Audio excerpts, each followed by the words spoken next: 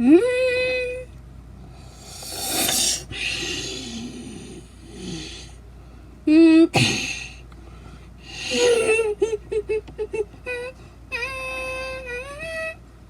presents.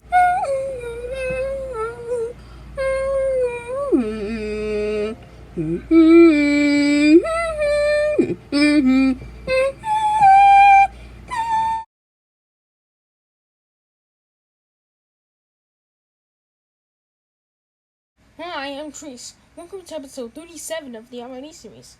In this episode, we're going through a film studio that unfortunately died, but was resurrected in the 2010s. Talking about Orion Pictures. They were founded in 1978 as a joint venture between Warner Brothers and UA. They died in 1999, but was resurrected in 2013. They'll always be known as Mini Major. We have 3 logos. Play the first one.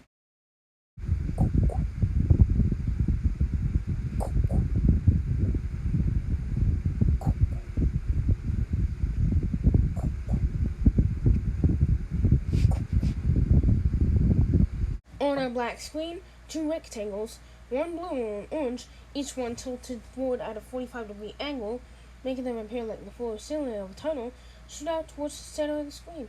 When they both connect at the center of the screen, tilt back 45 degrees so that they're facing the viewer completely, and enlarge to fill the screen. In the blue rectangle, which is on the top, we see the Warner Brothers W logo and the words Warner Brothers in orange. And on the orange rectangle, which is on the bottom, we see the words Orion in the trademark font, Pictures Company, in God font, in blue. After a while, the blue and orange rectangles move to each other's spots, briefly overlapping. Warner Communications Company and present fade in under Warner Brothers. Is there availability for this logo? Is this first Orion logo available or not? Let's have a look.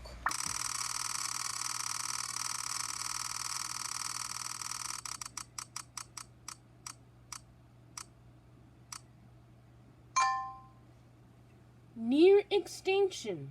Due to chronic plastering by the original version with the Warner Communications byline of the next logo, and in certain cases, the 1973 Warner Brothers logo.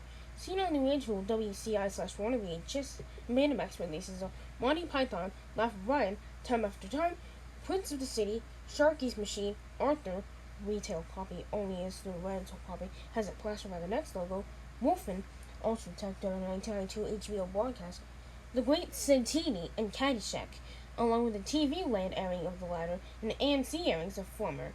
The only known source of this logo currently is Prince of the City. Second closing unit is available on early home video prints of Arthur. Okay, play the second logo.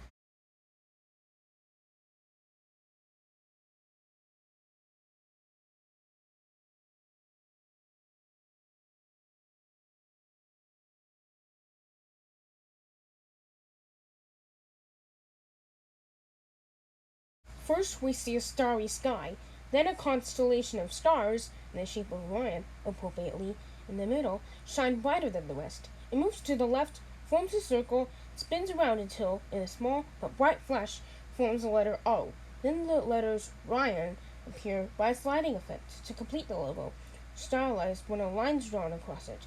The traces of the line remain on the left side until each letter, except the I, has a line across the word and Pictures Release, all in light blue, appear above the logo accordingly. Is there availability? Is this second Orion logo available or not? Let's have a look.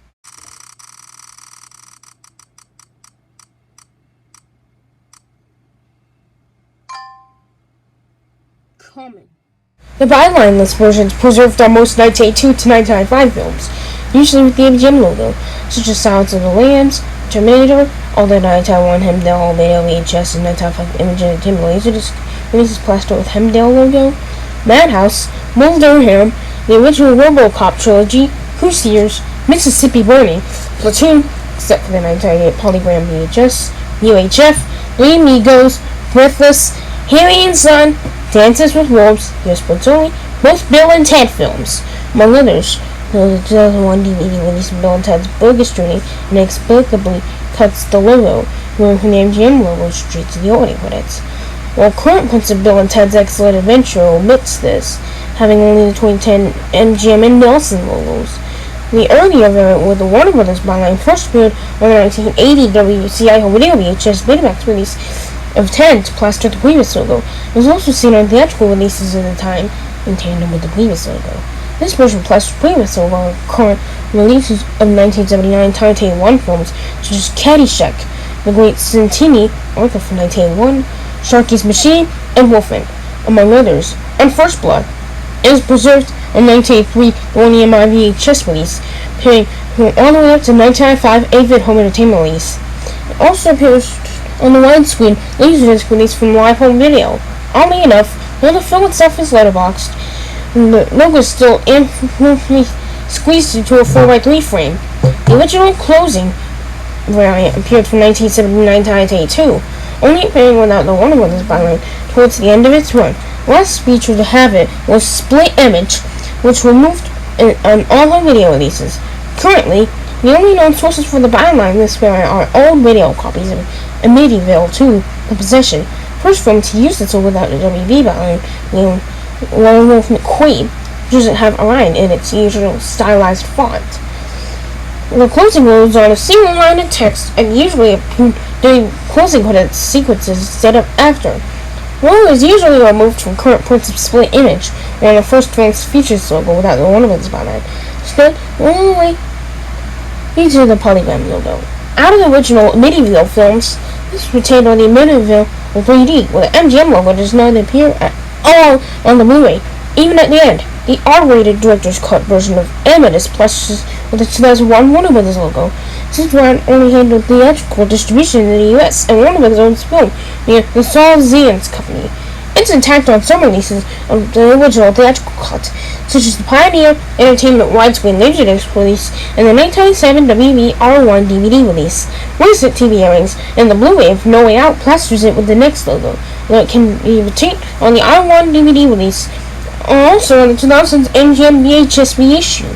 The trailer variants can be found on theatrical or teaser trailers on DVD releases, such as on the Terminator and UHF. The latter is only on the widescreen side. The international and Italian variants are extremely rare, due to most current releases using domestic prints.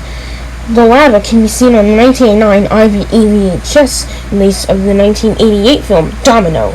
Some prints may use the standard Orion Pictures logo. Short version can be seen at the end of Green Acres reruns as early as the mid-2000s. Studio produced several films in 1991 that are not released until 1993 and 1994. Dark Half, Robocop 3, Car 54, Where Are You?, There Goes My Baby, Clifford, and China Moon. The Orion home video variant was seen on VHS release of the studio's material from the company, not on material licensed to the company. When Studio was restarted in 2013, it made its debut on Grace Unplugged, co-released by Lionsgate and Roadside Attractions, and it was the first film released under the rebooted studio. It appeared on the Brazilian film Vestido Black, translated as Dressed to Marry, and other recent films from the revived studio. It was also seen on international VHS prints of The Addams Family, but the DVD release, weirdly enough, has the Paramount logo, just like on the domestic release. It was seen on the international prints of Crimes of Passion and Iron Warrior, with the Arrow video release moved straight to the opening title screen, while the latter was plus for the 2001 MGM Lion. Also appears on the screen of VHS of the original from Live Entertainment, followed by a shortened version of Live's logo. It's unknown if it also appears on the screen of VHS of Fat Beach, also produced by Live Entertainment. This one was also seen on Behind Enemy Lines. Okay, play the final logo.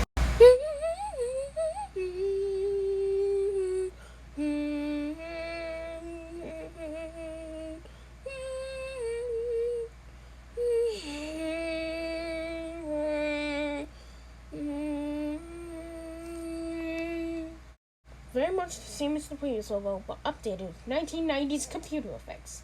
Start feel by the logo no longer zooms out as the logo forms, shoots out towards the screen. The animation is the same, but the stars now have a trail that forms the O, forming of the actual logo, including a laser light forming the line in the logo is different. The logo itself is now silvery in 3D. The only pictures appears below the logo, same font as last time.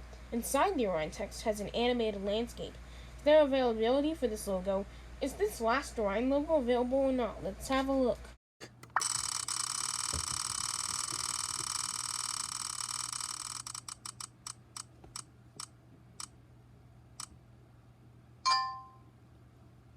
uncommon.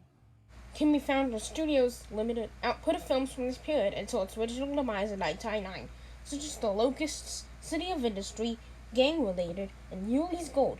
Like the previous logo, MGM logo precedes this logo on most current prints. It can also be seen on DVD releases and TV airings of a few AIP films, such as Coffee, Heck Up in Harlem, and Bucktown. It's also plastered as the Filmways Pictures logos on the MGM DVD release of Blowout, seen on current prints of the unofficial James Bond film Never Say Never Again. Meaning it was not produced by Eon Productions, production company of the series, and plastering the Warner Brothers Big W logo. Including 2001 MGM UK VHS releases, MGM DVD releases, and Netflix's deleted streaming print.